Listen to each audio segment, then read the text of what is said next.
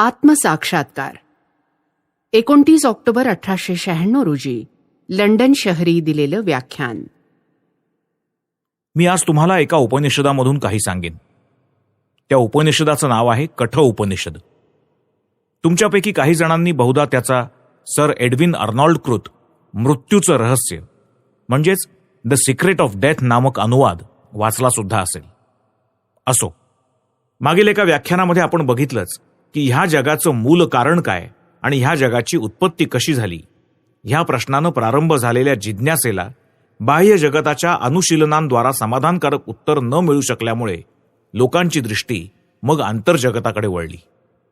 या ग्रंथात कठोपनिषदात मानवाच्या अंतःस्वरूपाविषयी विचार करून हा विषय मानसशास्त्रीय पद्धतीने हाताळण्यात आलेला आहे. प्रथम हे बाह्य जगत कोणी निर्माण केलं, याची उत्पत्ती कशी झाली, असा प्रश्न विचारला गेला होता. आताचा कठोपनिषदातील नचिकेत्याचा प्रश्न आहे, माणसाच्या आत असं काय आहे की ज्याच्यामुळे तो जिवंत राहतो, हालचाल करू शकतो आणि माणूस मेल्यावर त्या आतल्या वस्तूचं काय होतं. ह्यापूर्वीच्या तत्वज्ञांनी जड जगताचं अनुशीलन करून त्यामधून अंतिम सत्यापर्यंत पोचण्याचा प्रयत्न केला होता. ह्या प्रयत्नात त्यांना अधिकाधिक काही जर गवसला असेल तर तो म्हणजे ह्या विश्वाचं शासन करणारा एक व्यक्तित्ववान पुरुष, सगुण ईश्वर. हा त्यांचा ईश्वर म्हणजे मनुष्याचीच खूप खूप सुधारून वाढवलेली आवृत्ती होती. तो खूप खूप मोठा मानव होता. तुमच्या आमच्या परीस अनंतपट मोठा मानव होता. पण कितीही झालं तरी तो एक मानवच होता. पण हे काही सत्याचं संपूर्ण दर्शन म्हणता यायचं नाही. याला फार तर आंशिक सत्य म्हणता येईल. आपण मानव प्राण्याच्या दृष्टिकोनातून, मानवी दृष्टिकोनातून ह्या जगाकडे बघत असतो आणि म्हणून आपला ईश्वर हे त्या जगाचं मानवी स्पष्टीकरण असणार. कल्पना करा की एक गाय तत्वज्ञ बनली असून तिला तिचा एक विशिष्ट धर्मही आहे. ती जगाकडे अर्थातच गायीच्या दृष्टीतून बघणार. ती जेव्हा या प्रश्नाचा विचार करेल तेव्हा ती तो गायीच्या दृष्टिकोनातूनच करेल. साहजिकच आपण मानव ज्याला ईश्वर म्हणतो त्याला ती गाय ईश्वर म्हणायचीच नाही. तिला आमचा ईश्वर मुळी दिसायचाच नाही. ह्याचप्रमाणे समजा की मांजरं तत्वज्ञ बनली आहेत. काय होईल? ती मांजराच्या दृष्टिकोनातून जग बघतील. त्यांचं जगत हे मांजर जगत राहील. ह्या जगातील अंतिम सत्याविषयीच्या प्रश्नाचं उत्तर ती मांजर दृष्टिकोनातूनच देतील. या जगावर शासन करणारं एक सर्वज्ञ, सर्व शक्तिमान विराट मांजर अशीच त्यांची ईश्वराविषयी धारणा राहील. सारांश यावरून आपल्याला हेच दिसून येतं की ह्या जगाचं आपलं स्पष्टीकरण हे काही संपूर्ण स्पष्टीकरण नव्हे, किंवा आपल्या धारणेत संपूर्ण विश्वाचा समावेश होतो असंही नव्हे. माणूस ज्या दृष्टिकोनातून जगाचं भयंकर स्वार्थी स्पष्टीकरण देत असतो त्याचा स्वीकार करणं अत्यंत चुकीचं होईल. बाह्य जगामधून आपल्याला या जगाच्या कोड्याचं जे उत्तर मिळतं त्यात दोष हा असतो की प्रथमतः म्हणजे आपण जे जगत पाहत असतो ते केवळ आपलं स्वतःचं विशिष्ट जगत असतं. सत्याची ती आपल्या दृष्टिकोनातून बघितलेली आपली धारणा असते. ते सत्य, ते निरपेक्ष सत्य आपल्याला कधी आपल्या इंद्रियांनी कळणं शक्य नाही. आपल्याला त्याचं आकलन होणंही शक्य नाही. 5 ज्ञानेंद्रिय असलेल्या मानव प्राण्याच्या दृष्टीतूनच आपण हे जगत पाहू शकतो. कल्पना करा की आपल्याला आणखी एक ज्ञानेंद्रिय लाभलं. हे समस्त विश्व मग आपल्याला निराळच दिसू लागेल. सगळ्या विश्वाचा देखावा अगदी बदलून जाईल. क्षणभर कल्पना करा की आपल्याला घाणेंद्रिय, दर्शनेंद्रिय, श्रवणेंद्रिय वगैरे सारखंच 6वं एक चुंबकेंद्रिय प्राप्त झालं आहे. ज्यांचा प्रत्यय घेण्याचं इंद्रिय आज आपल्याला नाही, आणि म्हणून ज्यांचं आज आपल्याला काहीच ज्ञान नाही, अशा लाखो शक्ती अस्तित्वात असल्याचं मग कदाचित आपल्याला आढळून येईल. आपली इंद्रिय समर्याद आहेत. ती खरोखरच अतिशय मर्यादित आहेत आणि ह्या मर्यादांमध्येच, ह्या सीमांमध्येच आमचं सगळं जग अवस्थित असतं. आणि आपला ईश्वर हा त्याच आपल्या मर्यादाबद्ध छोट्याशा जगाचं स्पष्टीकरण असतो. आणि म्हणूनच तो आपल्या संपूर्ण समस्येचं उत्तर असणं शक्य नाही. पण माणूस इथेच थांबू शकत नाही. तो एक विचारशील प्राणी आहे आणि म्हणून तो असं एक उत्तर शोधून काढू इच्छित असतो की जे समस्त जगाचं साकल्यानं स्पष्टीकरण करू शकेल. तो अशा एका जगाविषयी विचार करू इच्छितो की जे एकाच वेळी मानवांचं जग आहे, देवांचं जग आहे, संभाव्य सर्व प्राण्यांचं जग आहे. आणि तो असं एक उत्तर शोधून काढू इच्छितो की ज्यानं सर्व घटनांचं, या सर्वच जगताचं साकल्यानं स्पष्टीकरण होऊ शकेल. सारांश, आपण प्रथम असं एक जग शोधून काढलं पाहिजे की ज्यात या सगळ्या जगांचा अंतर्भाव होतो.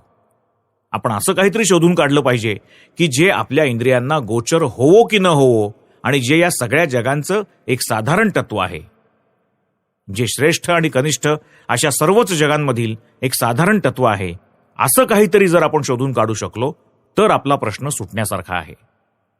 जे काही अस्तित्वात आहे त्या सगळ्याचा एक साधारण आधार, एक साधारण पाया असलाच पाहिजे, हे केवळ तर्कानं जर आपल्याला पटू शकलं तरी सुद्धा आपला प्रश्न हा सुटण्याच्या मार्गावर आहे असं म्हणता येईल. पण केवळ आपण पाहत असलेल्या, केवळ आपल्याला माहीत असलेल्या जगाच्या मदतीनंच आपल्याला आपल्या प्रश्नाचं उत्तर लाभणं कदापि शक्य नाही. कारण आपलं ते जग म्हणजे संपूर्ण जगाचा केवळ एक विशिष्ट अंश होय. आणि म्हणून आपला प्रश्न सुटण्याची आशा आहे. आपण जर खूप खोल जगाच्या अगदी बुडाशी जाऊ शकलो, जगाचं हे बाह्य कवच भेदून आपण जर त्याच्या गाभ्यात, त्याच्या अगदी अंतस्थली रिघू शकलो तरच केवळ आपला प्रश्न सुटण्याची आशा आहे. प्राचीन विचारवंतांना आढळून आलं होतं की माणूस केंद्रापासून जितका दूर असतो तितकी विविधता आणि विभिन्नता अधिक तीव्रपणे त्याला जाणवते. आणि तो त्या केंद्राच्या जितका जवळ जातो तितका त्याला एकत्वाचा किंवा अभेदाचा अधिक उत्कटपणे प्रत्यय येऊ लागतो. बरोबरच आहे. आपण जितके एखाद्या वर्तुळाच्या केंद्राच्या जवळ असतो तितके आपण त्या वर्तुळाच्या सर्व त्रिज्या जिथे येऊन मिळतात त्या साधारण मिलनभूमीच्या अधिक जवळ असतो. आणि आपण त्या वर्तुळ केंद्रापासून जितके दूर असतो तितकी आपली त्रिज्या रेखा इतर त्रिज्यांपासून दूर असते, जास्त विलग असते. बाह्य जगत हे स्वतःच्या केंद्रापासून फार दूर आहे आणि म्हणूनच अस्तित्वात असलेल्या सर्व वस्तू जिथे एकत्र होऊ शकतील अशी साधारण मिलनभूमी बाह्य जगतामध्ये असणं शक्य नसतं. एकंदर वस्तू समष्टीचा, एकूण अस्तित्वाचा बाह्य जगत हा केवळ एक अंश आहे एवढंच फार झालं तर म्हणता येईल. त्याचे आणखीही कितीतरी अंश किंवा भाग आहेत. मनोजगत, नैतिक जगत, बौद्धिक जगत ही देखील जगातच मोडतात ना. ते अस्तित्वाचे भिन्न भिन्न स्तर आहेत आणि म्हणून त्यातील फक्त एकच घेऊन तद्वारा संपूर्ण जगाचं कोडं उलगडण्याचा प्रयत्न करणं अगदी व्यर्थ आहे. त्यात यश मिळणं अगदी अशक्य आहे. आणि म्हणूनच आपल्याला प्रथम कुठेतरी असं एक केंद्र गवसलं पाहिजे की ज्याच्यापासून सर्व जगं सूर्यापासून किरणं निघावीत तशी निघतात. याप्रमाणे अस्तित्वाच्या सर्व स्तरांवरील सर्व वस्तू जिथे एक होतात त्या अखिल मिलन भूमीवर उभं राहूनच आपण जगाचं रहस्य उलगडण्याचा प्रयत्न केला पाहिजे. हाच या बाबतीतला सिद्धांत होय. आणि ते कसं साधेल हेच आपल्याला बघायचंय. प्रश्न असा आहे की ते तसलं केंद्र कुठे आहे. आणि या प्रश्नाचं उत्तर असं की ते केंद्र आमच्या आतच आहे. ते आपल्या अंतर्यामी, आपल्या आत्म्यातच विद्यमान आहे. या माणसाच्या आत जो खरा माणूस आहे तोच ते केंद्र होय. आमचे ते प्राचीन ऋषी समस्त बाह्य आवरणांचा, समस्त बाह्य कवचांचा भेद करून खूप खूप आत गेले. अगदी खोल खोल जाऊन त्यांनी तळ गाठला आणि त्यांच्या प्रत्ययाला आलं की वस्तुमात्रांचं, समस्त विश्वांचं, या समस्त जगांचं, निखिल विश्व ब्रह्मांडाचं केंद्र जीवात्म्याच्या गाभाऱ्यातच, माणसाच्या अंतरात्म्यातच अवस्थित आहे. अस्तित्वात असलेलं सारं काही, सर्व स्तरांवरील सर्व वस्तू त्या एकाच केंद्राकडे गुरुत्वाकर्षित होत आहेत. त्या एकाच केंद्रात एकीभूत होत आहेत. तीच समस्तांची साधारण मिलनभूमी आहे. आणि त्या सकल संमिलन भूमीवर उभं राहूनच आपण सर्व जगांना लागू पडेल असं उत्तर मिळवू शकू. एक सर्वसामान्य सिद्धांत, एक सार्वभौम सिद्धांत बांधू शकू. म्हणून हे जग कुणी उत्पन्न केलं हा प्रश्न काही मोठासा तत्वज्ञान संगत नाही किंवा त्याचं उत्तर लाभणंही तादृश महत्वाचं नाही. असो, कठ उपनिषदात सत्य अत्यंत अलंकारिक भाषेत सांगितलं गेलं आहे. फार प्राचीन काळी एक अत्यंत श्रीमंत मनुष्य राहत होता. त्यानं एकदा एक विशिष्ट यज्ञ केला. त्या यज्ञात यजमानानं आपल्या सर्वस्वाचं दान केलं पाहिजे असा विधी होता. पण आपला हा यज्ञ करता असावा तितका प्रामाणिक नव्हता. आत एक आणि बाहेर एक अशी थोडीशी त्याची वागणूक होती. तो विशिष्ट यज्ञ केल्याचा गौरव आणि कीर्ती लाभावी अशी त्याची इच्छा होती. पण त्या प्रसंगी त्यानं दान काय दिलं? तर आता यापुढे ज्यांचा त्याला काडीचाही उपयोग नव्हता अशा त्याच्या जवळच्या सगळ्या जखड, आटलेल्या, वांझ आणि लुळ्या पांगळ्या गायी. त्याला नचिकेता नावाचा एक मुलगा होता. आपला पिता अनुचित आचरण करत आहे हे त्या मुलानं बघितलं. आपल्या पित्याचं हे वागणं बरोबर नाही, तो आपलं व्रत मोडत आहे, शास्त्राज्ञा उल्लंघत आहे हे बघून त्याला अतिशय खेद झाला. पण काय करावं, आपल्या पित्याला हे सारं कसं सांगावं हे त्याला कळेना. भारतात मुलांच्या पक्षी आई बाप म्हणजे प्रत्यक्ष देवताच असतात. आणि म्हणून तो मुलगा अत्यंत आदरपूर्वक आपल्या पित्याजवळ गेला आणि नम्रपणे त्यांनी त्याला विचारलं की बाबा, तुम्ही माझं दान कोणाला करणार आहात? दानात तुम्ही मलाही कोणाला तरी देऊन टाकायला हवं. कारण तुम्ही करत असलेल्या यज्ञात यजमानानं आपलं सर्व काही दान म्हणून देऊन टाकायला हवं असा विधी आहे आणि तुम्ही तसा संकल्पही सोडला आहे. नचिकेत्याचा पिता आपल्या पोटच्या पोराच्या या असल्या बोलण्यानं अतिशय क्षुब्ध झाला आणि त्याला म्हणाला, म्हणजे तू हे काय भलतंच बोलतो आहेस? बापानं आपल्या मुलाचं दान करायचं? छी छी. पण न राहून नचिकेत्यानं तोच प्रश्न आपल्या पित्याला फिरून दुसऱ्यांदा तिसऱ्यांदा विचारला. आता मात्र पिता रागावला. रागावून तो नचिकेत्याला म्हणाला, ठीक आहे, तुला मी यमाला देऊन टाकत आहे. पुढचा कथाभाग असा आहे की पित्याचं वचन खरं व्हावं, त्याला खोटं बोलण्याचं पाप लागू नये म्हणून नचिकेता मृत्यूदेवता जो यम, त्या यमाच्या घरी गेला. यम म्हणजे ह्या जगात सर्वात पहिल्यांदा मृत झालेला मनुष्य. तो स्वर्गात जाऊन पितरांचा शासनकर्ता झाला आहे. सर्व चांगले लोक मेल्यानंतर तिथे जातात आणि यमाबरोबर दीर्घकाळ वास करतात. यम अत्यंत पवित्र आणि सत्पुरुष आहे हे त्याच्या यम या नावावरूनच दिसून येतं. असो, तर याप्रमाणे बाल नचिकेता यमाच्या लोकात गेला. पण त्यावेळी यमधर्म घरी नव्हते. देवही कधी कधी घरी नसतात. त्यांची वाट बघत त्या मुलाला 3 दिवस तिथे तसंच राहावं लागलं. 4थ्या दिवशी यमराज परत आले. बालतपस्वी नचिकेत्याविषयी समस्त वृत्तांत ऐकून यमधर्म त्याला म्हणाले, हे विद्वन, काहीही न खाता तुम्ही गेले 3 दिवस माझ्या घरी माझी वाट पाहत होतात. तुम्ही अत्यादरास पात्र असे अतिथी आहात. हे ब्रह्मकुमार, तुम्हाला वंदन असो, माझं कल्याण असो. मी घरी नव्हतो त्यामुळे तुम्हाला इतका त्रास झाला याबद्दल मला अत्यंत दुःख होत आहे. पण मी तुमच्या त्रासाची भरपाई करण्याचा प्रयत्न करीन. तुम्ही 3 दिवस माझ्या मागे माझ्या घरी उपासात काढलेत.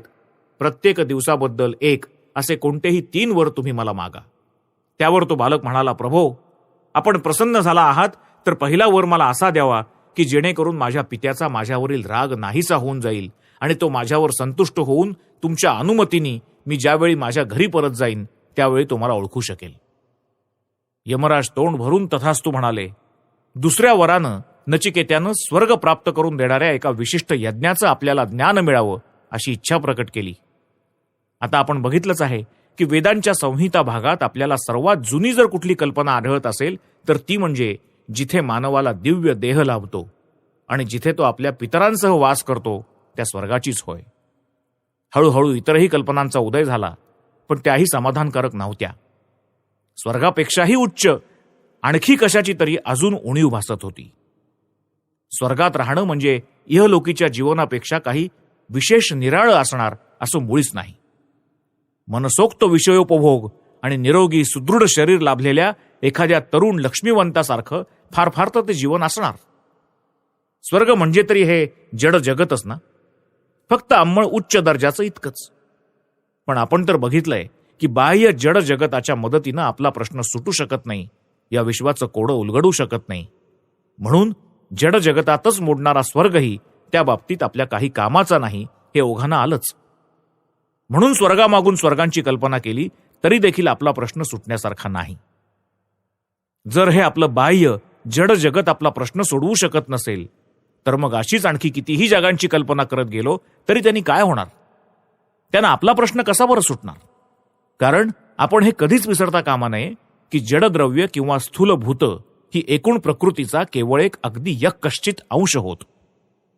आपल्या खरोखर प्रत्ययास येणाऱ्या घटनांपैकी असंख्य घटना या भौतिक स्वरूपाच्या नसतात. उदाहरणार्थ, आपल्या आयुष्यातील प्रत्येक क्षणाकडे अंमळ निरखून बघा. काय आढळतं? त्यात विचार आणि भावना ही अधिक चालली आहेत की बाह्य घटना अधिक घडत आहेत. नुसत्या मनानं तुम्ही किती अनुभवत असता आणि प्रत्यक्ष पाहणं स्पर्शणं किती करत असता. हे अंतर्जगत किती विशाल असून त्यात कोण प्रचंड कार्य सतत चालू असतं. त्या मनानं इंद्रिय ग्राह्य घटना किती थोड्या असतात बरं. स्वर्गवाद हीच चूक करतो. तो म्हणतो की आमचं जीवन आणि त्या जीवनातील समस्त घटना फक्त शब्द स्पर्श रूपरसगंधातच सामावलेल्या आहेत. म्हणून ही स्वर्गाची कल्पना देखील सर्वांचंच पूर्ण समाधान करू शकलेली नाही. तरी देखील ह्या आख्यानानुसार नचिकेता दुसऱ्या वरानं ह्या स्वर्गाला नेणाऱ्या एका विशिष्ट यज्ञासंबंधी विचारतो आहे. वेदांच्या प्राचीन भागात सांगितलं आहे की ह्या यज्ञांनी देवता संतुष्ट होऊन यज्ञकर्त्या जीवांना स्वर्गलोकी घेऊन जातात. कोणत्याही धर्माचा अभ्यास करताना तुम्हाला एक गोष्ट आढळून येईल की जे काही प्राचीन असतं त्याला लोक पवित्र मानू लागतात. दृष्टांतादाखल सांगता येईल की आमचे पूर्वज भारतात भूर्जपत्रांवर लिहित असत, पण पुढे त्यांना कागद कसा करावा हे कळून आलं. तरी पण भूर्जपत्र आम्ही लोक अजूनही अत्यंत पवित्र मानत असतो. ज्या भांड्यांमध्ये प्राचीन काळी ते स्वयंपाक करत असत त्या भांड्यात कालांतरानं कितीतरी सुधारणा झाली आणि त्याचबरोबर ती जुनी पात्र पवित्र होऊन बसली. आणि हा प्रकार भारता इतका आणखी कुठेही प्रचारात नसेल. 2 लाकडं एकमेकांवर घासून अग्नी उत्पन्न करण्याची 9-10 हजार वर्षांपूर्वीची जुनी पद्धत अजूनही चालू आहे. यज्ञाच्या वेळी इतर कोणत्याही पद्धतीनं विस्तव पेटवणं चालायचं नाही. आशिया निवासी आर्यांच्या दुसऱ्या एका शाखेसंबंधी असंच. त्यांच्या सध्याच्या वंशजांना आजही आकाशातील विजेपासून अग्नी मिळवण्याचा नाद आहे. यावरून हे सिद्ध होतं की ते लोक पूर्वीच्या काळी ह्याच पद्धतीनं विस्तव मिळवित असत. त्यांना पुढे विस्तव पेटवण्याच्या निराळ्या पद्धती कळल्या तरी पण त्यांनी आपली ती जुनी पद्धत सोडली नाही. पुढे तीच एक पवित्र कर्म होऊन बसली. हिब्रू लोकांचंही असंच आहे. ते चर्मपटावर लिहित असत. आता ते लिहिण्यासाठी कागद वापरतात, पण चर्मपटाला ते अत्यंत पवित्र मानतात. सर्वच जातींसंबंधी असंच आहे. ज्या अनुष्ठानाला आपण आज पवित्र समजतो ती केवळ एक जुनी वहिवाट असते, आणखी काहीच नव्हे. वैदिक यज्ञही अशा स्वरूपाचे होते. प्राचीन काळी ते करणं ही प्रथा होती. काळाच्या ओघात लोकांना जसजशा जीवन जगण्याच्या अधिकाधिक चांगल्या पद्धती अवगत होत गेल्या तसतशा त्यांच्या कल्पनाही खूप सुधारल्या. पण ते जुने आचार मात्र तसेच राहून गेले. वेळोवेळी त्यांचं अनुष्ठान होत गेलं आणि त्यांना पवित्र अर्थ येऊन कर्मकांडाचं स्वरूप प्राप्त झालं. आणि मग हे यज्ञकार्य चालवणं ज्यांचा व्यवसाय होऊन बसला असा एक वर्ग समाजात निर्माण झाला. ह्यांनाच म्हणतात पुरोहित. यांनी यज्ञासंबंधी सखोल विचार करून त्यांचं एक तत्वज्ञानच निर्माण केलं. यज्ञच त्यांचं सर्वस्व होऊन बसलं. यज्ञातील धुमाचा गंध हुंगण्यासाठी देवता यज्ञस्थली येतात आणि यज्ञाच्या शक्तीनं जगात काय वाटेल ते लाभू शकतं अशी श्रद्धा निर्माण झाली. ठराविक आहुत्या दिल्या, विशिष्ट मंत्र उच्चारले, विशिष्ट आकाराच्या वेदी रचल्या तर देवता प्रसन्न होऊन हवं ते देतात अशी श्रद्धा निर्माण झाली. आणि म्हणूनच कोणत्या प्रकारच्या यज्ञानं मनुष्य स्वर्गात जातो हे नचिकेता विचारतो आहे. यमराजांनी नचिकेत्यानं मागितलेला हा दुसरा वरही तात्काळ पूर्ण केला आणि हा विशिष्ट यज्ञ यापुढे तुझ्याच नावानं नचिकेत यज्ञ या नावानंच लोकात प्रसिद्ध होईल असा त्याला आशीर्वाद पण दिला. यानंतर नचिकेत्यानं यमराजांना 3रा वर मागितला. या 3ऱ्या वरापासून कठोपनिषदाला खरी सुरुवात होते. मृत्यूची अधिष्ठात्री देवता जे यमराज त्यांना बालनचिकेता म्हणता झाला, येयम प्रेते विचिकित्सा मनुष्ये अस्तित्येके नायमस्तीति चैके एतद विद्याम अनुशिष्टः त्वयाहम. एक संदेह उपस्थित होऊन मोठी अडचण उभी राहत असते. माणूस मरतो तेव्हा काही लोक म्हणतात की तो आहे आणि काही जण म्हणतात की तो नाही. आपल्या मुखावाटे मला हे रहस्य समजून घेण्याची इच्छा आहे. हा प्रश्न ऐकून यमराजांना भयविस्मयाचा धक्काच बसला. त्यांनी नचिकेत्याला पहिले 2 वर अगदी आनंदाने दिले होते, पण हा 3रा वर अगदी आगळाच होता. तो ऐकून यमराज म्हणाले, प्राचीन काळी देवांचाही या बाबतीत गोंधळ झाला होता. हे अतिसूक्ष्म तत्व समजण्यास फार कठीण आहे. नचिकेत्या, तू दुसरा एखादा वर माग. तू या बाबतीत मला गळ घालू नकोस. हा एवढा वर मला माफ कर. पण नचिकेता अशानं चळणारा नव्हता. आत्मज्ञान मिळवण्याचा त्याचा निश्चय अगदी पक्का होता. तो यमांना म्हणाला, मृत्यूदेव, आपण अगदी बरोबर बोललात. देवांनाही या बाबतीत संशय पडला होता आणि हे आत्मतत्व आकलण्यास अत्यंत कठीण आहे असं जे आपण म्हणता ते अगदी खरं आहे. पण ह्या आत्म्याचं ज्ञान देऊ शकेल असा आपल्यासारखा आचार्य मला आणखी कुठं बरं लाभेल? हे मृत्यूदेव, आपल्याखेरीज हे मृत्यूचं कोडं कोण बरं उकलून दाखवू शकेल? आणि म्हणून मला आपल्याकडून याखेरीज आणखी कोणताही वर मुळीच नको. ह्या वरासारखा वर आणखी कुठला वर आहे? हे ऐकून यमराज म्हणाले, नचिकेत्या, 100 वर्ष आयुष्य असलेली मुलं आणि नातू तू मागून घे. हवे तितके पशु, हत्ती, घोडे आणि सोन्याच्या राशी मागून घे. या सगळ्या पृथ्वीचं राज्य माग. जितकी वर्ष जगण्याची तुझी इच्छा असेल तितकी वर्ष तू जगशील. ह्यातील एखादा वर माग. याच्यासारखा आणखी कोणताही एखादा वर खुशाल माग. गजांत लक्ष्मी, सुदीर्घ आयुष्य, काय वाटेल ते माग. नचिकेत्या, तुला या समुद्र वलयांकित पृथ्वीचं एक छत्री साम्राज्य हवं आहे का? सर्व प्रकारच्या उपभोग्य वस्तूंचा मी तुला भोगता बनवेन. तुमच्या मर्त्य लोकात दुर्लभ वाटेल अशी गोष्ट तू माझ्याकडून मागून घे. मुळीच संकोच करू नकोस. या अनुपम लावण्यवती स्वर्गीय अप्सरा त्या ज्यात बसल्या आहेत त्या दिव्य रथांसह आणि त्यांच्या हातातील सुस्वर वाद्यांसह मी तुला प्रदान करतो. कुणाही मानवाला याची प्राप्ती होणं कदापि शक्य नाही. माझ्या वरप्रसादानं त्या तुला लाभतील आणि तुझी सेवा करतील. पण नचिकेत्या, मृत्यूनंतर काय होतं हा प्रश्न मात्र तुम्हाला विचारू नकोस.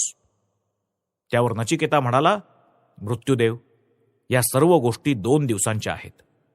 शिवाय त्यांच्या उपभोगानं समस्त इंद्रियांच्या शक्तीचा ऱ्हास होत असतो. आणि दीर्घायुष्य ते काय? अनंत कालाच्या तुलनेनं कितीही दीर्घ आयुष्य खरोखरच स्वल्प नव्हे काय? हे रथ, हे घोडे, हे नृत्य संगीत सारं आपलं आपल्या जवळच असो. प्रभो, धनानं कोणी कधी तृप्त झालाय का? अखेर तुमच्या पाशात सापडावं लागून वित्ताचा वियोग अवश्यंभावी आहेच ना. तुमची इच्छा असेल तोपर्यंतच माणूस जिवंत राहू शकतो. मी मघा आपल्याला मागितलेला तोच वर मला हवा आहे. मला अन्य कोणताही वर नको. माझ्या दृष्टीनं आपल्यासारख्या जवळ मागण्यासारखा आणखी दुसरा वरच नाही. नचिकेत्याच्या या वैराग्यपूर्ण उत्तरानं यमधर्म परमसंतुष्ट झाले आणि म्हणाले, नचिकेत्या, कल्याण म्हणजे श्रेय ही एक गोष्ट आहे आणि भोग म्हणजे प्रेय ही दुसरीच गोष्ट आहे. या दोहोंची फळं वेगवेगळी असून ती माणसांना वेगवेगळ्या उद्दिष्टांनी आकर्षित करत असतात, वेगवेगळ्या दिशांनी ओढत असतात. जो त्यापैकी श्रेय निवडतो त्याचं परमकल्याण होतं. जो भोग स्वीकारतो तो मनुष्य जीवनातील खऱ्या पुरुषार्थाला मुकतो. हे श्रेय आणि हे प्रेय हे दोन्ही माणसासमोरून उभे राहतात. विवेकी मनुष्य त्यांची पारख करून त्या दोहोतील फरक जाणतो. याप्रमाणे ती दोन्ही एकमेकांपासून वेगळी असून श्रेयच प्रेयापेक्षा श्रेष्ठ आहे असं जाणून तो श्रेयाचाच अंगीकार करतो. उलट अविवेकी मूढ माणसं देहसुखाच्या आशेनं प्रेयाचंच ग्रहण करतात. नचिकेत्या, केवळ वरवरच मोहक वाटणाऱ्या वस्तूंचा नश्वर स्वभाव विचारात घेऊन तू विवेकानं त्यांचा त्याग केला आहेस. तू खरोखरच प्रज्ञावंत आहेस. यानंतर यमधर्मांनी नचिकेत्याला आत्मोपदेश देण्यास सुरुवात केली. या ठिकाणी आपल्याला त्यागाची आणि वैदिक नीतीची अत्युच्च कल्पना आढळून येते. आणि ती हीच की माणसानं भोगवासनेचा त्याग केल्याखेरीज त्याच्या हृदयात सत्याचा प्रकाश पडणं सुतराम शक्य नाही. जोपर्यंत या खोल विषय वासना आपल्या हृदयात धुडगूस घालत आहेत तोपर्यंत त्या आपल्याला फरफटून नेत आहेत आणि आपल्याला प्रत्येक वस्तूचं गुलाम बनवत आहेत. एवढ्या तेवढ्या स्वरूपाचे, एवढ्या तेवढ्या चवीचे, एवढ्या तेवढ्या स्पर्शाचे गुलाम बनवत आहेत. तोपर्यंत आपल्या ज्ञानाचा केवढाही दिमाग दाखवला तरीही सत्य आपल्या हृदयात कसं बरं आविर्भूत होणार? असो, तर तदनंतर यम नचिकेत्याला म्हणाले, धनाच्या मोहानं ज्याची बुद्धी भ्रष्ट झालेली आहे अशा अविवेकी बालिश बुद्धीच्या माणसाच्या मनात परलोकाविषयी, आत्मतत्वाविषयी विचार कधीही उदय पावत नसतात. हाच लोक काय तो आहे, परलोक वगैरे सब झूट आहे अशा भावनेनं ते जगत असतात आणि पुन्हा पुन्हा माझ्या तावडीत सापडत असतात. हे सत्य आकलन करणं फार कठीण आहे. पुष्कळ जण ते सतत ऐकूनही समजू शकत नाहीत, कारण ते सत्य सांगणारा आणि ऐकणारा हे दोघंही तसेच सुयोग्य असायला हवेत. असला वक्ता आणि असला श्रोता हे दोघंही खरोखर अत्यंत आश्चर्यकारक व्यक्ती म्हणावे लागतील. या सत्याची खूण पटवण्यासाठी ते सांगणारा गुरुही आश्चर्यकारक असायला हवा आणि ते ऐकणारा शिष्यही तद्वतच आश्चर्यकारक असायला हवा. त्याचप्रमाणे साधकानं फोल तर्क करत बसून आपलं मन प्रक्षुब्ध करून घेता कामा नये, कारण हे अतिंद्रिय आत्मतत्व मूळ तर्काचा विषयच नाही, तो प्रत्यक्षानुभूतीचा विषय आहे. प्रत्येक धर्म तो जे सांगतो त्यावर आपल्याला विश्वास ठेवायला सांगत असतो, असं आपण नेहमी ऐकत आलो आहोत. आंधळ्याप्रमाणे विश्वास ठेवायला आपल्याला शिकवण्यात आलेलं आहे. आता ही आंधळ्याप्रमाणे विश्वास ठेवण्याची कल्पना आक्षेपार्ह आहे, यात मुळीच शंका नाही. पण आपण जर तिचं नीट विश्लेषण केलं तर तिच्या बुडाशी एक अत्यंत महान सत्य असल्याचं आपल्याला आढळून येईल. जे लोक आपल्याला आंधळा विश्वास ठेवायला सांगत असतात त्यांना खरं पाहता अभिप्रेत असतं, जिच्याविषयी आपण बोलत आहोत ती ही प्रत्यक्षानुभूती. मनाला फोल तर्कानं प्रक्षुब्ध करता कामा नये, कारण तर्कानं कधी ईश्वर लाभ होत नसतो. ईश्वर हा प्रत्यक्ष अनुभूतीचा विषय आहे, तो मुळी तर्काचा विषयच नाही. तर्क किंवा अनुमान हे नेहमी कोणत्या तरी अनुभवावर उभारलेले असतात. अशा अनुभवांखेरीज तर्क करता येणं शक्यच नाही. आपण आधीच अनुभवलेल्या काही गोष्टींची एकमेकींची तुलना करण्याच्या पद्धतीलाच तर्क म्हणत असतात. या अनुभवलेल्या काही गोष्टी आधीच्याच असल्याखेरीज तर्क मुळी शक्यच नाही. हे जर बहिर्जगताच्या बाबतीत खरं असेल तर मग ते आंतरजगताच्या बाबतीत का खरं असू नये?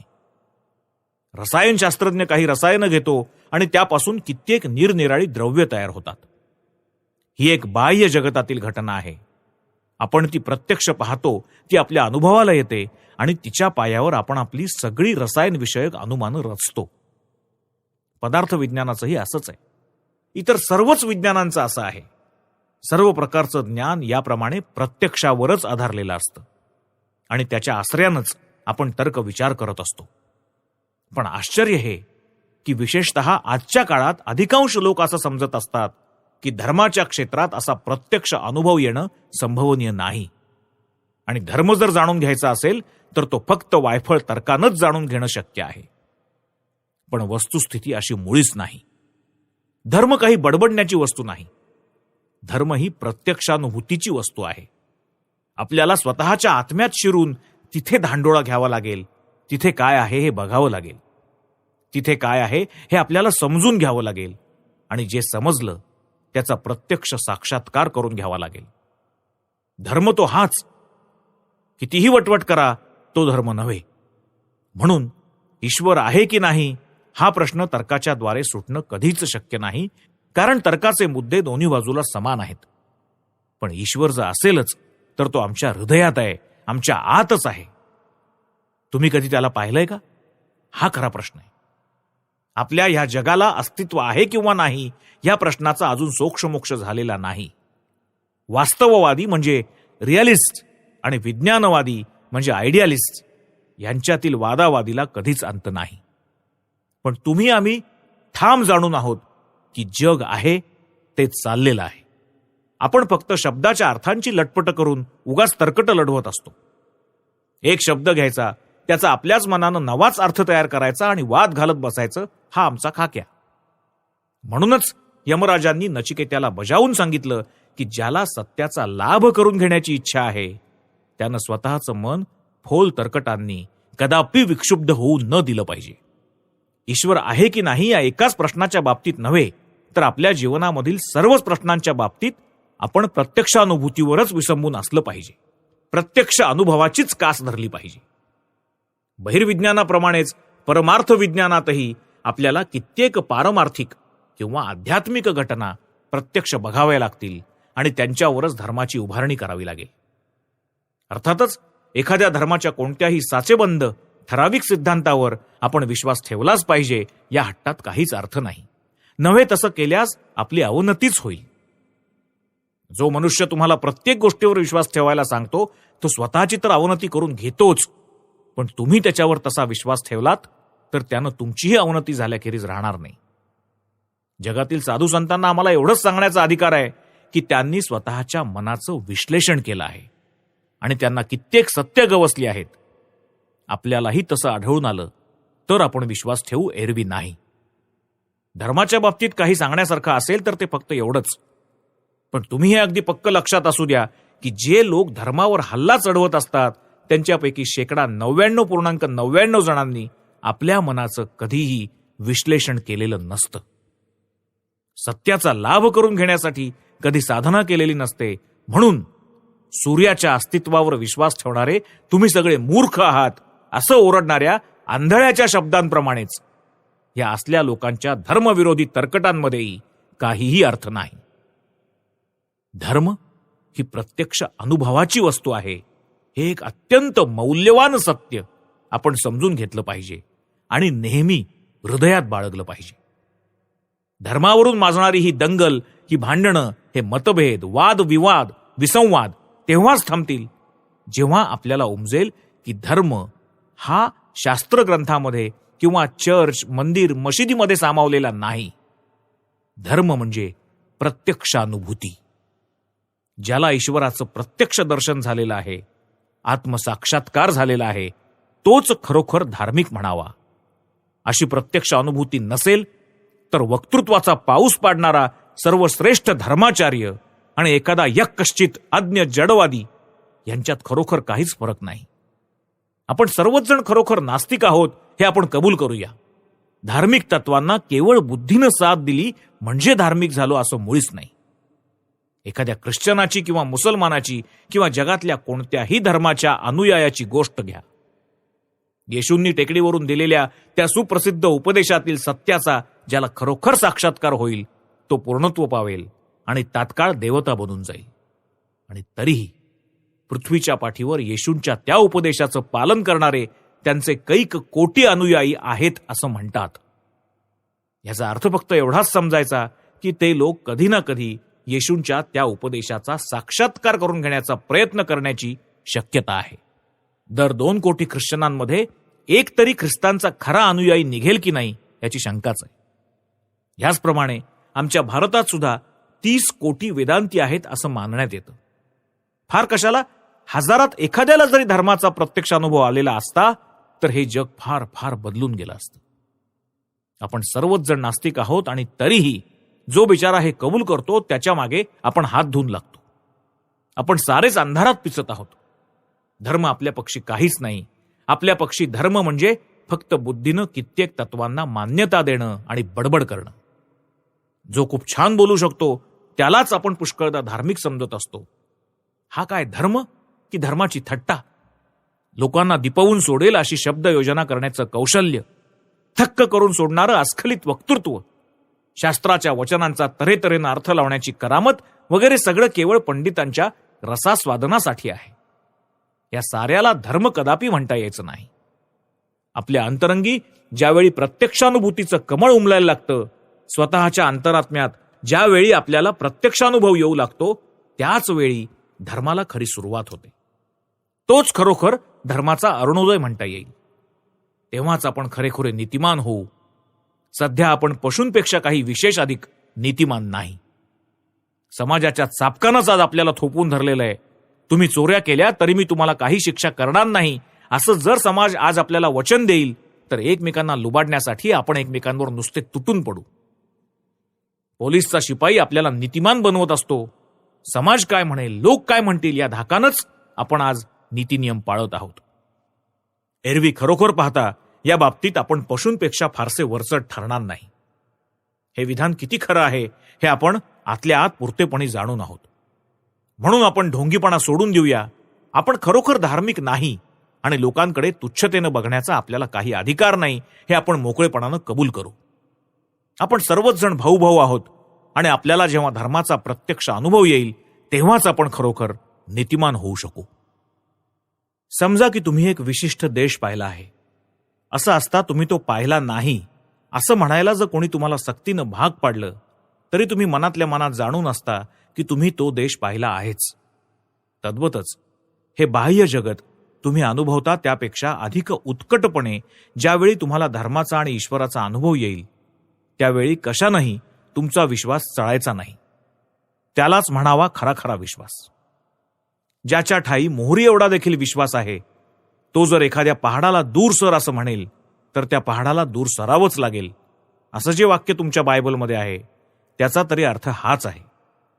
त्याच वेळी तुम्ही सत्य खरोखर जाणाल, कारण त्यावेळी मग तुम्ही स्वतःच सत्य होऊन गेलेले असाल. वेदांताचं ब्रीदवाक्य आहे, धर्माचा प्रत्यक्ष अनुभव प्राप्त करून घ्या, नुसत्या बडबडण्यानं काहीही व्हायचं नाही. पण असा प्रत्यक्ष अनुभव लाभणं, आत्मसाक्षात्कार होणं अत्यंत कठीण आहे. जो परमाणूंच्या आत लपून बसलेला आहे तो पुराण पुरुष प्रत्येक मानवी हृदयाच्या अतिगूढ प्रदेशात वसत आहे. साधू संतांनी अंतर्दृष्टीच्या बलानं त्याचा साक्षात्कार करून घेतला आणि ते सुखदुःखाच्या पलीकडे निघून गेले. ज्यानं त्या परमपुरुषाला जाणलं आहे त्यानं सत्य जाणलं आहे, आणि ज्यानं सत्य जाणलं आहे तो, आपण ज्याला धर्म आणि अधर्म म्हणतो, त्याच्या पलीकडे निघून जातो. शुभाशुभ कर्मांच्या पलीकडे निघून जातो, सत असताच्या पलीकडे निघून जातो. पण मग स्वर्गाचं काय झालं? स्वर्गासंबंधी आमची कल्पना म्हणजे दुःखरहित सुख अशी असते. म्हणजे असं की आपल्याला जीवनातील सर्व दुःख वजा करून त्यातील फक्त सुख हवी असतात. कल्पना तर खूप चांगली आहे, यात संशयच नाही.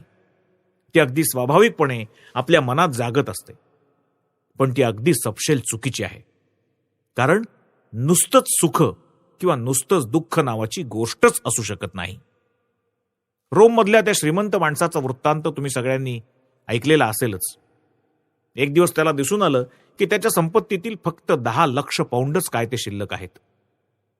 बस, आता उद्या माझं कसं होणार अशा विचारानं त्यानं ताबडतोब आत्महत्या करून टाकली. 10 लाख पाऊंड म्हणजे त्याच्या दृष्टीनं गरिबी ठरली. कशाला सुख म्हणायचं आणि कशाला दुःख?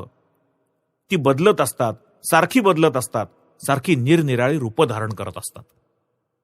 मी जेव्हा लहान होतो तेव्हा मला वाटे की मला जर कोचमन होऊन बग्गी हाकता आली तर माझ्या सुखाला सीमा राहणार नाही.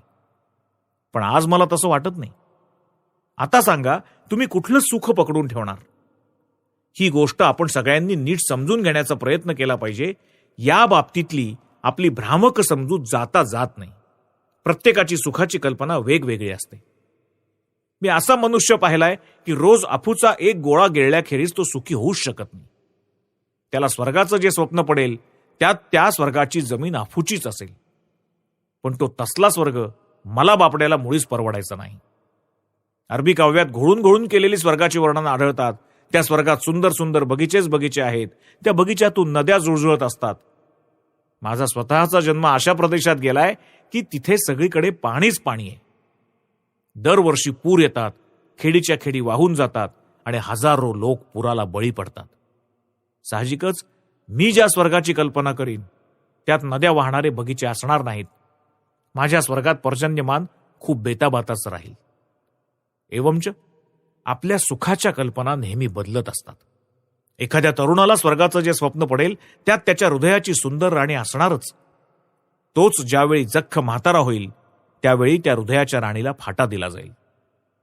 आपल्या गरजेनुसारच आपला स्वर्ग रंगवला जात असतो. आणि जसजशा आपल्या गरजा बदलतात तसतशी स्वर्गाची आपली कल्पनाही बदलत असते. इंद्रियांची सुखच ज्यांना जीवनाचं उद्दिष्ट वाटत असतात अशांनी कल्पिलेला स्वर्ग जर खरोखरच आपल्याला लाभला तर आपल्या उन्नतीची आशाच खुंटली म्हणायची. अशा स्वर्गात मानवाची उन्नती होणं अशक्यच होय. मानवात्म्याला दिलेला तो एक भयंकर शापच ठरेल. एवढ्याकरताच का आपला जन्म आहे? थोडंसं हसणं, थोडंसं नाचणं गाणं, थोडंसं रडणं आणि मग कुत्र्यासारखं मरून जाणं. ज्यावेळी तुम्ही या असल्या गोष्टींच्या मागे लागता त्यावेळी तुम्ही मानव जातीला केवढा घोर शाप देत असता याची तुम्हाला जाणीव नसते. तुम्ही ज्यावेळी या भोगसुखांसाठी अकांड तांडव करत असता तेव्हा तुम्ही खरोखरच तसंच करत असता. कारण खरं सुख म्हणजे काय हे तुम्हाला माहीत नसतं. तत्वज्ञान वस्तुतः आपल्याला सुख सोडून द्यायला सांगत नाही, तर खरं सुख म्हणजे काय हे जाणून घ्यायला सांगत असतं. नॉर्वे देशातील लोकांची स्वर्गासंबंधी अशी कल्पना आहे की स्वर्ग म्हणजे एक भयंकर रणक्षेत्र आहे. तिथे सगळेजण ओडिन नामक देवतेसमोर बसलेले असतात. मग ते रानटी डुकराची शिकार करतात. त्यानंतर ते आपापसात खूप लढतात आणि एकमेकांची खांडोळी करून टाकतात. पण कसं कोणास ठाऊक या असल्या कत्तलीनंतर थोड्या वेळाने त्यांच्या सगळ्या जखमाबिखमा भरून येतात आणि मग ते सगळेजण एका दिवाणखान्यामध्ये जमतात. तिथे तो डुक्कर छान खरपूस भाजला जातो आणि मग सगळे मिळून मजा करत खूप दारू झोकून त्यावर यथेच्छ ताव मारून त्याचा फन्ना उडवतात. पण दुसऱ्या दिवशी तो रानडुक्कर फिरून जिवंत होऊन जसा त्या तसा होतो. फिरून त्याची शिकार केली जाते. फिरून सगळ्याची पुनरावृत्ती होते. असा प्रकार सतत चाललेला असतो. हा असा आहे नॉर्वेमधल्या लोकांचा स्वर्ग. तोही तुमच्या आमच्या स्वर्गासारखाच आहे. त्यापेक्षा मुळीच कमी प्रतीचा नाही. फक्त आपली कल्पना थोडी गोमटी असते इतकंच. आपण सर्वच जण अशी रानडुकराची शिकार करू इच्छित असतो. आपण अशा ठिकाणी जाऊ इच्छित असतो की जिथे ही सगळी सुख सतत पुरेपूर चालू राहतील. तोच रानडुक्कर रोज मारला जाऊन खाल्ला जातो आणि दुसऱ्या दिवशी फिरून ताजा तवाना होतो. या नॉर्वेईन लोकांच्या स्वर्ग सुखाच्या कल्पनेहून आमची ही स्वर्ग सुखाची कल्पना कुठे निराळी आहे बरं? असो, तत्वज्ञानाचं आपल्याला असं आग्रहाचं सांगणं आहे की निरपेक्ष अपरिवर्तनीय असा एक आनंद आहे. हे उघडच आहे की आपण आपल्या जीवनात जी इवलीशी सुख उपभोगत असतो ती तो आनंद असणं शक्य नाही. आणि तरीही वेदांत आपल्याला हे दाखवून देतो की आपल्या या जीवनात जे काही आनंदाचं आहे ते त्या खऱ्या आनंदाचा केवळ एक कणच होय. कारण वस्तुतः अस्तित्वात आहे केवळ तोच एक आनंद, तो ब्रह्मानंदच. वास्तविकदृष्ट्या आपण प्रतिक्षणी तो निरपेक्ष आनंद, तो ब्रह्मानंदच आस्वादत असतो. झाकाळलेल्या चुकीच्या विकृत स्वरूपात इतकंच काय ते. हर्ष म्हणून, आनंद म्हणून, सुख म्हणून जे काही आहे ते सारं फार काय, पण चोराचा चोरी करण्यातला आनंद देखील वस्तुतः त्या निरपेक्ष आनंदाचा, त्या ब्रह्मानंदाचाच आविष्कार होय. फक्त तो तऱ्हेतऱ्हेच्या बाह्य वस्तूंच्या किंवा उपाधींच्या संसर्गानं मलिन झालेला असतो, गढूळ झालेला असतो आणि म्हणून त्याचं खरं रूप आपल्याला कळत नाही इतकंच. पण त्याची उपलब्धी करून घेण्यासाठी आपल्याला नेती करतच जावं लागेल. ह्या सगळ्या लहान सहान अल्प ऐहिक सुखांचा त्यागच करावा लागेल. अशा रीतीनं नेती करत गेल्यामुळेच इति सुरू होईल. या लहान लहान अल्प सुखांचा त्याग केल्यानंच तो महान आनंद, तो भूमा आनंद आपल्याला उपलब्ध होईल. आपण अज्ञानाचा त्याग केला पाहिजे. जे काही खोटं आहे त्या साऱ्यांचाच त्याग केला पाहिजे. तरच सत्य आपल्या जीवनात प्रकट होऊ लागेल. अशा रीतीनं ज्यावेळी आपण सत्य आत्मसात करू त्यावेळी मग ज्या गोष्टींचा आपण त्यासाठी आधी त्याग केला होता त्यांना निराळं स्वरूप प्राप्त होईल, वेगळाच अर्थ प्राप्त होईल. ते सगळं काही ब्रह्ममय होऊन जाईल. त्यावेळी सर्व काही उन्नत होऊन जाईल, उदात्त होऊन जाईल आणि मगच आपण त्या साऱ्यांचं खरं स्वरूप जाणू शकू. त्यांना एका नव्याच प्रकाशमय दृष्टीनं बघू शकू. पण त्यांचं स्वरूप याप्रमाणे समजून घेण्यासाठी आपल्याला आधी सत्याचं निदान ओझरतं तरी दर्शन व्हायला हवं.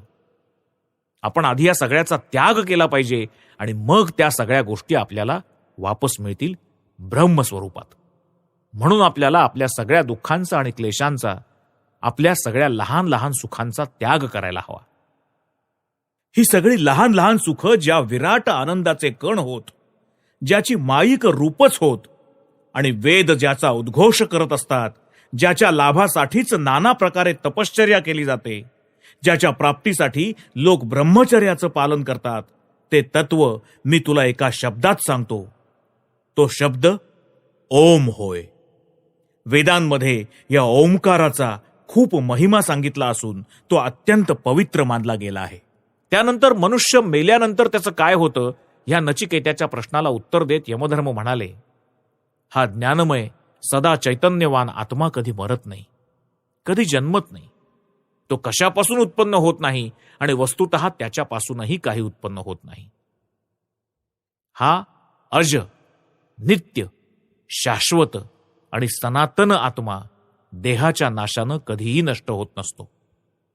आपण मारू शकतो असं जर मारणारा समजेल किंवा आपण मारले गेलो असा जर मरणारा समजेल तर त्या दोघांनाही सत्य माहीत नाही असंच समजावं. कारण आत्मा हा मारतही नाही आणि मरतही नाही. केवढं भयंकर विधान हे. असो, या मंत्राच्या पहिल्या ओळीतल्या आत्म्याच्या ज्ञानमय, विपश्चित या विशेषणाकडे मी तुमचं लक्ष वेधू इच्छितो. आपण जसजसे पुढे जाऊ तसतसं आपल्याला आढळून येईल की वेदांताचा असा सिद्धांत आहे की समस्त ज्ञान आणि समस्त पवित्रता ही आपल्या आत्म्यात आधीचीच वसत आहेत. कुठे ती मंदपणे प्रकटत आहेत तर कुठे उज्ज्वलपणे. हाच काय तो फरक. माणसात आणि या समग्र सृष्टीतील वस्तूत जो फरक आहे तो फक्त प्रमाणाचा आहे, प्रकाराचा नाही. प्रत्येकाच्या पाठीशी आहे, प्रत्येकाचं सत्य स्वरूप आहे तोच एक अनंत, नित्यानंदमय, नित्य शुद्ध, नित्य पूर्ण परमात्मा. तोच पुण्यवंतांचा आत्मा आहे आणि पाप्यांचाही आत्मा आहे. तोच सुखात लोळणाऱ्याचा आत्मा आहे आणि दुःखात पिचणाऱ्याचाही आत्मा आहे. तोच स्वरूपाचा आत्मा आहे आणि कुरूपाचाही आत्मा आहे. तोच मानवाचा आत्मा आहे आणि पशूंचाही आत्मा आहे. तो एकच सर्वांचा आत्मा आहे. तो सर्वत्र समभावे विद्यमान आहे. तो ज्योतिर्मय आहे. जगात आपल्याला जो फरक दिसतो तो त्या आत्म्याच्या अभिव्यक्तीतील फरकामुळेच असतो. कुठे तो जास्त व्यक्त असतो तर कुठे कमी, पण अभिव्यक्तीमधील ह्या फरकामुळे त्यामधून अभिव्यक्त होणाऱ्या आत्म्यात मुळीच फरक पडत नसतो. तो सर्वांच्या ठायी सारखाच असतो. एका जणाच्या पोशाखातून त्याच्या शरीराचा बराचसा भाग उघडा दिसतो, तर दुसऱ्या एखाद्या पोशाखातून त्याच्या शरीराचा तितका भाग दिसत नाही. पण त्यांनी त्यांच्या शरीरात काहीच फरक पडत नाही. फरक आहे तो त्यांच्या पोशाखातच. अगदी ह्याचप्रमाणे पोशाखाच्या म्हणजे देह मनादिकांच्या स्वरूपानुसार आत्म्याचं ज्ञान आणि पवित्रता हे अभिव्यक्त होत असतात. म्हणून इथं आपण ही गोष्ट आपल्या मनावर अगदी पक्की बिंबवून घेतली पाहिजे की वेदांत दर्शनात चांगलं आणि वाईट या दोन निराळ्या वस्तू मानल्या गेल्याचं कुठेही आढळणार नाही. ती एकच गोष्ट चांगली आणि वाईट दोन्ही होती आहे. तो एकच आत्मा चांगल्याचं आणि वाईटाचं रूप धरत आहे. चांगल्यात आणि वाईटात जो फरक दिसतो तो त्यामागील आत्म्यांच्या अभिव्यक्तीच्या कमी अधिक प्रमाणाचाच होय. प्रत्यक्ष व्यवहारात आपल्याला याचा सदा पडताळा येत असतो. ज्या गोष्टीला मी आज सुखदायक समजतोय तिलाच उद्या मला अधिक चांगली अवस्था लाभताच मी त्रासदायक लेखू लागतो. जो अग्नी आपल्याला ऊब देतो तोच परत भाजून आपलं भरितही करू शकतो. तो काही त्या अग्नीचा दोष नाही. सारांश, आत्मा हा पवित्र आणि पूर्ण असल्यामुळेच जो माणूस कुकर्म करत असतो तो स्वतःच्या स्वरूपाच्या विरुद्ध वागत असतो. त्याला स्वतःचं स्वरूप माहीत नसतं. अगदी खुनी माणसामध्ये सुद्धा तो शुद्ध आत्मा विराजमान असतो. तो नाहीसा होत नाही. चूक त्या खुनी इस्माची असते. भ्रमामुळे तो आपल्या त्या आत्म्याला झाकून टाकतो. त्याची प्रभा फाकू देत नाही. तद्वतच मी मारला गेलोय असं ज्याला वाटत असतं त्याचाही आत्मा मरत नसतो. तो नित्य आहे. तो कधीही मारला जाऊ शकत नाही. त्याचा कधीही ध्वंस केला जाऊ शकत नाही. लहानात लहान मोठ्यात मोठा असा तो सर्वांचा प्रभू प्रत्येक मानवाच्या हृदयाच्या गाभाऱ्यात वास करीत आहे. निष्पाप व्यक्ती त्या विधात्याच्या कृपेनंच त्याचं दर्शन लाभून शोकरहित होत असतात. तो अशरीरी असूनही शरीरामध्ये वसत असतो.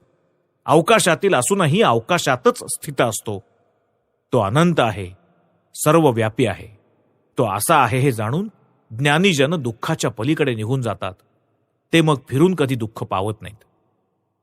हा आत्मा वक्तृत्व शक्तीनं मिळण्यासारखा नाही. तो तीक्ष्ण बुद्धीनं मिळण्यासारखा नाही आणि वेदांच्या अध्ययनानंही मिळण्यासारखा नाही.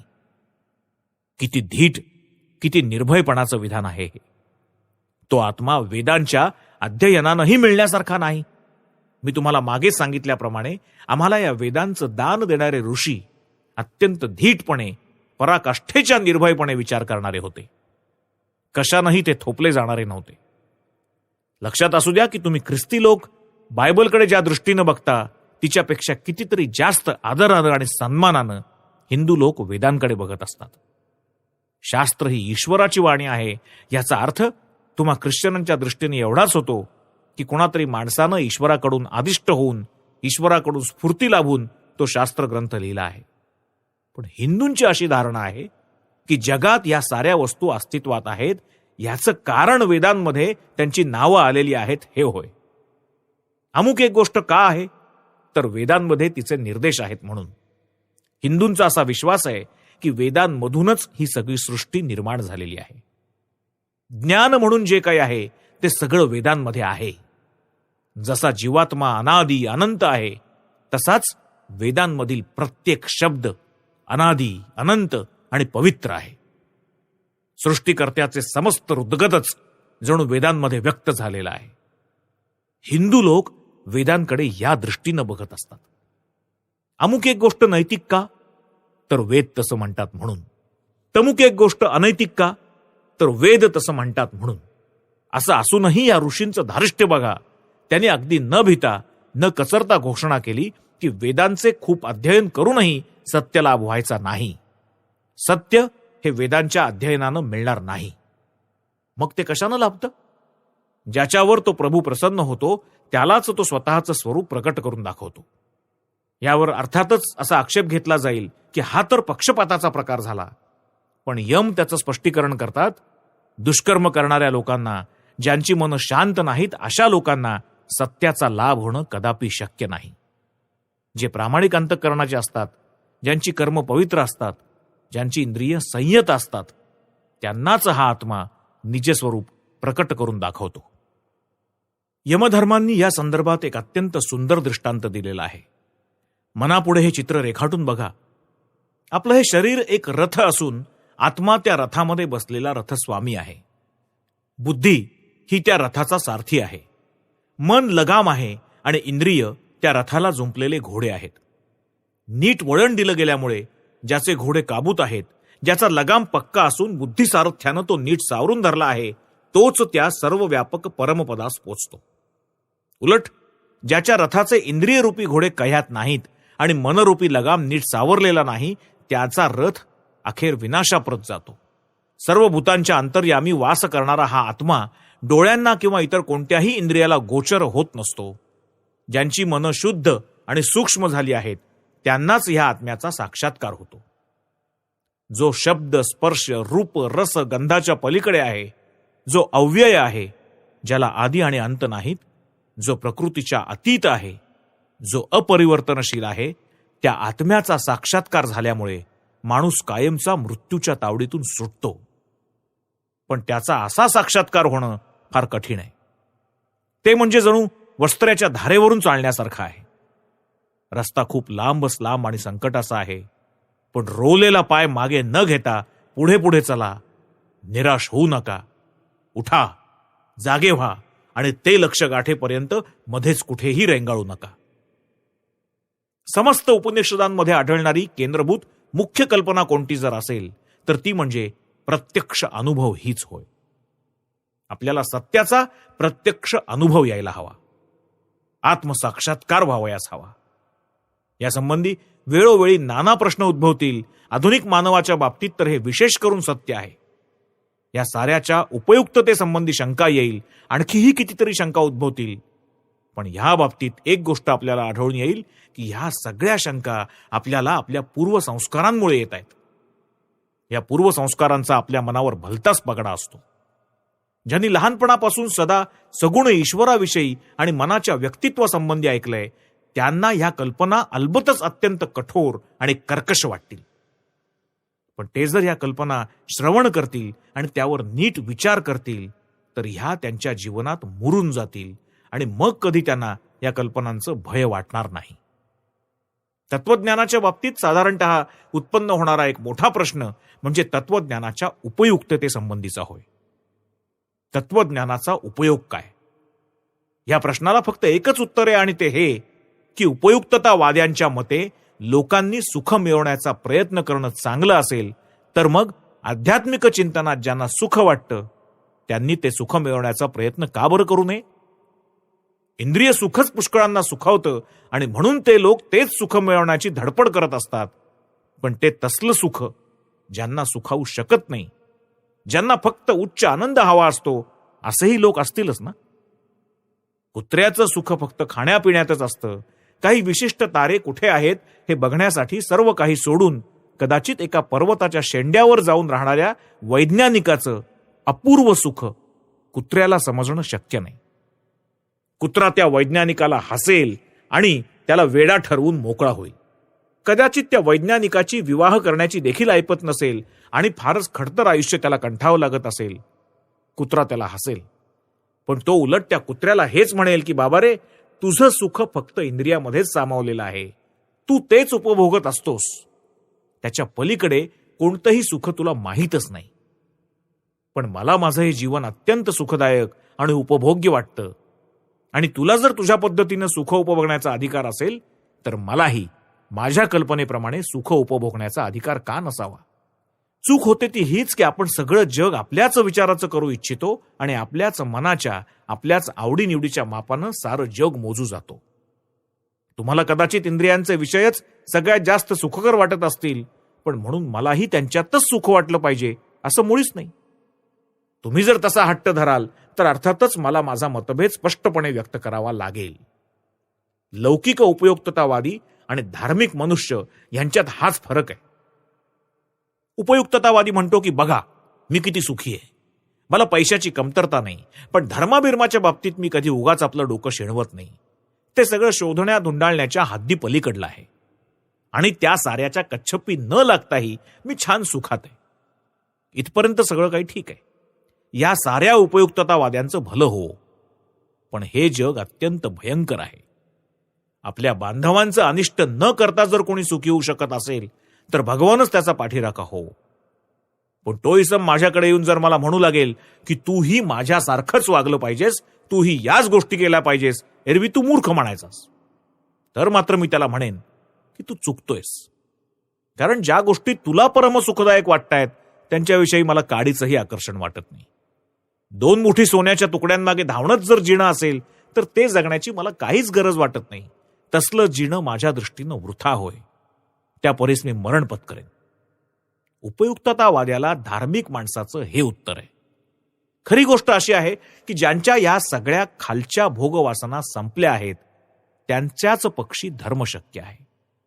खरा धर्म अशांसाठीच असतो. आपल्याला आपल्या वाट्याचे अनुभव घेतलेच पाहिजेत. करायची तितकी धावाधावी केलीच पाहिजे. जेव्हा ही आपली धावाधावी संपते तेव्हाच ते दुसरं जग, या जीवनापलीकडचं सत्य आपल्या दृष्टीला गोचर होऊ लागतं. ही विषय भोगवासना कधी कधी अत्यंत धोक्याच्या पण अतिशय भुरळ पाडणाऱ्या एका आगळ्याच कल्पनेचं रूप धारण करत असते. ही कल्पना तुम्हाला नेहमीच ऐकू येईल. अगदी जुन्या काळातही ती होतीच.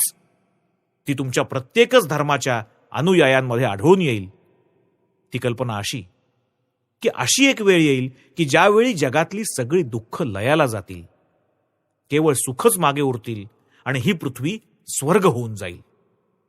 ह्यावर माझा विश्वास नाही. ही पृथ्वी जशी आहे तशीच सदा राहणार आहे असं म्हणणं फार कठोर आहे हे खरं, पण तसं म्हटल्याखेरीज काही गत्यंतर दिसत नाही. ह्या जगातील दुःख म्हणजे माणसाच्या शरीरातील संधिवातासारखं आहे. संधिवाताला तुम्ही एका अवयवातून हुसकून लावा, तो दुसऱ्या एखाद्या अवयवात शिरतो. तिथून हाकला की तो तुम्हाला आणखी कुठेतरी सतावू लागतो. तुम्ही काहीही करा, तो आपलं ठाण सोडायचा नाही. फार जुन्या काळी लोक जंगलात राहत आणि एकमेकांना मारून खात. आजच्या काळात ते एकमेकांचं मांस खात नाहीत हे खरं, पण अगदी मन लावून एकमेकांना ठकवतात. या ठकवाठकवीनं देशचे देश, शहराची शहरं पोखरून निघतायत. हे काही प्रगतीचं चिन्ह नव्हे. आणि जगात जिला तुम्ही प्रगती म्हणता ती म्हणजे वासनांनी वासनांना गुणायचं, याखेरीज आणखी दुसरं काय आहे? वासनांच्या संतत वृद्धीखेरीज आणखी काय आहे हे मला तरी काही कळत नाही. मला जर काही अगदी स्पष्ट दिसत असेल तर ते म्हणजे हेच की दुःख सगळी वासनांमुळे ओढवत असतात. वासना म्हणजे एखाद्या भिकाऱ्यासारखी दशा. तो सदा कशाची तरी भीकच मागत असतो. कोणत्याही गोष्टीकडे ही मला मिळाली पाहिजे या वासनेखेरीज तो बघूच शकत नाही. सदा लसलस, सदा पाहिजे पाहिजे आणखी पाहिजे हीच भगभग. वासना तृप्त करण्याची आपली शक्ती जर गणित श्रेणींनी वाढली तर वासनेची शक्ती भूमिती श्रेणींनी वाढत असते. या जगातील सुखांची आणि दुःखांची गोळाबेरीज सदा सारखी असते. समुद्रात जर एखाद्या जागी लाट उंचावली तर दुसरीकडे त्यामुळे खळगा पडत असतो. जर एखाद्या माणसाला सुख लाभलं तर दुसऱ्या एखाद्या माणसाला किंवा पशुला तत्प्रत्यर्थ दुःख भोगावं लागतं. माणसांची संख्या वाढतेय, कित्येक पशूंची संख्या घटते. आपण त्यांना मारून टाकून त्यांची जमीन हिसकावून घेतो आहोत. आपण त्यांचं सगळं खाद्य लुबाडून घेतो आहोत. असं असताना सुख वाढतंय असं आपण कोणत्या तोंडाने म्हणू शकू? प्रबळ देश दुबळ्यांचा फन्ना उडवतायत, पण त्यानं ते प्रबळ देश सुखी होतील असं तुम्हाला वाटतं का? मुळीच नाही. ते मग एकमेकाचा निप्पात करू लागतील. एक व्यवहारी माणूस या दृष्टीनं मला हे मुळीच कळत नाही की ह्या जगाचा स्वर्ग कसा काय बनणार आहे. वस्तुस्थिती याच्या अगदी विरुद्ध आहे. व्यवहारी दृष्टी सोडून तात्विक दृष्टीने विचार केला तरी मला हे शक्य दिसत नाही. पूर्णत्व हे नेहमीच अनंत असतं. आपण आधीचेच स्वरूपतःच ते अनंत आहोत आणि ते निजस्वरूप व्यक्त करण्याचा प्रयत्न करत आहोत. तुम्ही, मी, आपण सर्वच जण आपलं ते अनंत स्वरूप अभिव्यक्त करण्याचा प्रयत्न करत आहोत. इथपर्यंत सगळं ठीक आहे. पण ह्या सत्याच्या आधारानं काही जर्मन तत्ववेत्यांनी एक अत्यंत चमत्कारिक सिद्धांत प्रचलित केलाय. तो असा की ते अनंत उत्तरोत्तर अधिकाधिक व्यक्त होता होता एक अशी वेळ येईल की ज्यावेळी ते पूर्णपणे व्यक्त होऊन जाईल आणि आपण सगळेच जण पूर्ण पुरुष होऊन जाऊ. पण पूर्णपणे व्यक्त होणं किंवा पूर्ण अभिव्यक्ती म्हणजे काय? पूर्णत्व हे अनंत असतं आणि व्यक्त होणं म्हणजेच मर्यादांनी, सीमांनी बांधलं जाणं. अभिव्यक्ती म्हणजे समर्यादपणा, म्हणजे मग आपल्या अनंत स्वरूपाची पूर्ण अभिव्यक्ती होईल. याचा अर्थ असा होतो की तेव्हा मग आपण समर्याद अनंत म्हणजेच अनंत आणि त्याचबरोबर मर्यादित स्वरूपाचे बनू. ह्या म्हणण्यात काही अर्थ तरी आहे का? हे शब्दच मुळी स्वविरोधी आहेत, परस्पर विसंगत आहेत. हा असला सिद्धांत पोरासोरांचं समाधान करू शकेल, पण ते म्हणजे खोटेपणाचं विष त्यांच्या मनात भिनवणं होय आणि धर्मालाही ते अत्यंत हानिकारक आहे. आपण हे जाणून असायला हवं की जग आणि मानव ही ईश्वराची अवनत रूप होत. तुमच्या बायबलमध्येही सांगितलंय की ॲडम हा आधी पूर्ण मानव होता, नंतर त्याचा अधप्पात झाला. मानव हा आधीच्या आपल्या उच्च अवस्थेपासून ढळून हीन अवस्थेप्रत आला आहे असं शिकवत नाही असा एकही धर्म आज अस्तित्वात नाही. आपण अवनत होऊन पशूच्या अवस्थेत आलो आहोत आणि आता आपण फिरून वर जातो आहोत, उन्नत होत आहोत, या बंधनातून बाहेर पडण्याचा प्रयत्न करत आहोत. पण त्याचबरोबर हेही तितकंच खरं की आपण निजस्वरूप, आपलं अनंत स्वरूप इथे कधीही पूर्णतया व्यक्त करू शकणार नाही. आपण जंग पछाडले तरी हे संभवनीय नाही असंच आपल्याला आढळून येईल. आणि त्या प्रयत्नात मग एक वेळ अशी येईल की जेव्हा आपल्याला उमजेल की जोपर्यंत आपण इंद्रियांद्वारा बांधलेलो आहोत तोपर्यंत आपल्याला पूर्णत्व लाभणं अशक्य होय. आणि तेव्हा मग आपण ज्या दिशेनं चाललेलो आहोत तिच्याकडे पाठ करून उलट वळून आपल्याला आपल्या मूळच्या अनंतावस्थेकडे मागे परत जाण्याची तुतारी आपण फुंकू. यालाच म्हणतात वैराग्य, त्याग. आपण ज्या माया प्रवाहात वाहवत असून धारेला लागलो आहोत त्याच्या उलट पोहून आपल्याला उगम गाठावा लागेल. स्वतःच्या ब्रह्मस्वरूपाची प्राप्ती करून घ्यावी लागेल. आणि आपण जेव्हा असे उलट वळू तेव्हाच आपल्या जीवनात नीतीला आणि दयेला सुरुवात होईल. एकूण एक समस्त नीतीप्रणालींचं कुठलं एकमेव ब्रीदवाक्य असेल तर ते म्हणजे मी नाही तू हेच होय. आमच्या मागे जे अनंत विराजमान आहे त्यानं स्वतःला बहिर्जगतात व्यक्त करून जाऊन हे मीच स्वरूप धारण केलेलं आहे. त्या अनंतापासूनच या लहान सहान मी तू यांची उत्पत्ती झालेली आहे. अभिव्यक्तीच्या प्रयत्नात हे फळ उत्पन्न झालेलं आहे. आता ह्या मीला माघारी परतून त्या निजस्वरूप अनंताशी मिलित व्हायचं आहे. ज्या ज्या वेळी तुम्ही मी नाही तू असं म्हणत असता त्या त्यावेळी तुम्ही त्या अनंताकडे, स्वस्वरूपाकडे माघारी परतण्याचा प्रयत्न करत असता. आणि ज्या ज्या वेळी तुम्ही तू नाहीस मी असं म्हणत असता त्या त्यावेळी तुम्ही या शांत इंद्रिय गोचर जगातच आपलं अनंत स्वरूप व्यक्त करण्याच्या भ्रामक धडपडीत एक एक चुकीचं पाऊल टाकत असता. ह्यातून जगात स्पर्धा आणि अशुभ उद्भवत असतात. पण अखेर त्यागाचा, शाश्वत त्यागाचा उदय होतोच होतो. तेव्हा मग हा क्षुद्र मी कायमचा नष्ट होऊन जातो. या टिचभरच्या यक्कश्चित जीवनाची इतकी मातब्बरी कशाला? या जीवनाला कवटाळून बसून त्याचा इथे किंवा स्वर्गाबिर्गात आणखी कुठे उपभोग घेण्याच्या फोल वासनांनी मृत्यू ओढावत असतो.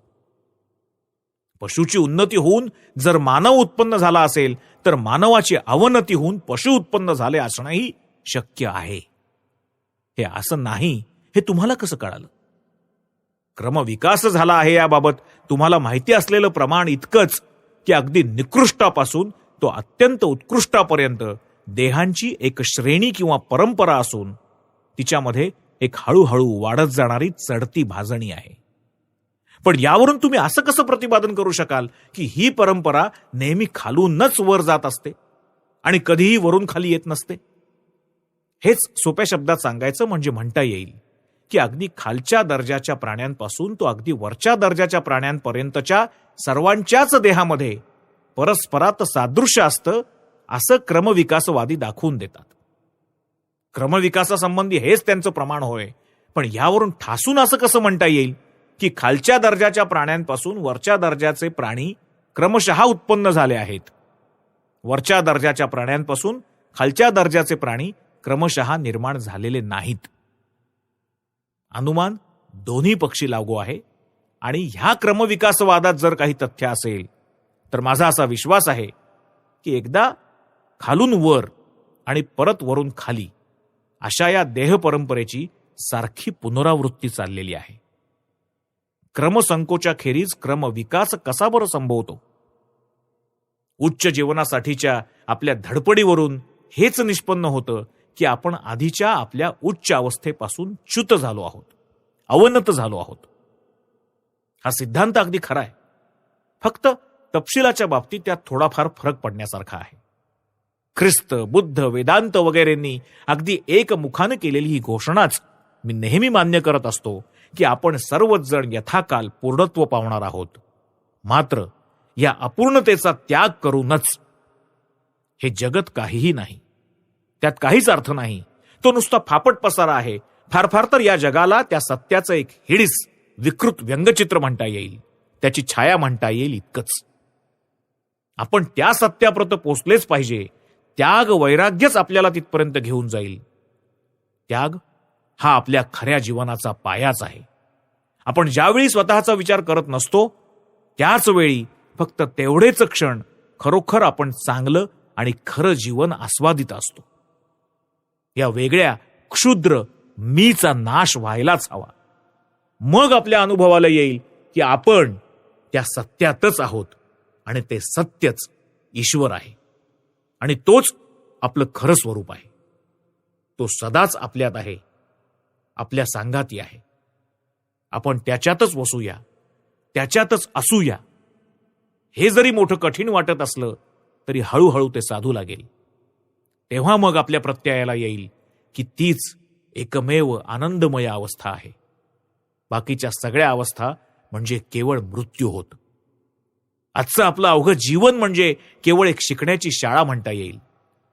खऱ्या अनंत जीवनाचा लाभ करून घेण्यासाठी आपल्याला या आजच्या टिचभरच्या जीवनाच्या पलीकडे जावं लागेल. तेच खरं खरं जीवन होय. त्याचा लाभ करून घेण्यासाठी, आत्मसाक्षात्कार करून घेण्यासाठी आपण सर्वच जण कमर कसून प्रयत्न करूया.